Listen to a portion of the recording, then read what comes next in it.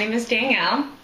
I am a stay-at-home mom, and I'm doing this video series which I hope will reflect on a couple of things, experiences that I've had in life, and things that I believe that the Lord has shown me. I feel that God has put on my heart to share some things that I have experienced in my life with people that obviously that I know, and people that are in my life, and also people that I've never met, such as you, online, and to just have a time just to be real and honest with things that I feel that God has had me go through, or things that He has shown me or has taught me. And I pray that during this series that I will post videos once a week, just talking about different life situations, and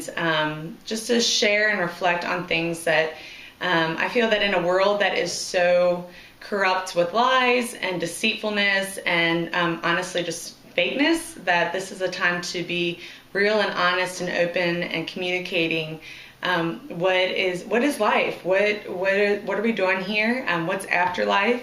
and how can we just be honest with the situation and things that go on in our life. I have dealt with great things in my life, and I've dealt with not so great things in my life, and hopefully through these video series we are able to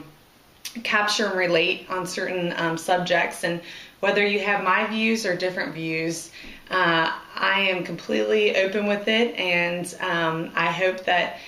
people can comment on the videos below and to share their ideas. I know that there's going to be the good, the bad, and the ugly, and I realize that some of the things that I'm going to share are somewhat personal, but I feel like the reason why I want to share those is because I feel that God has given me an opportunity to share those stories, and through my testimony and life circumstances, that's why I've gone through things, so I can maybe help others.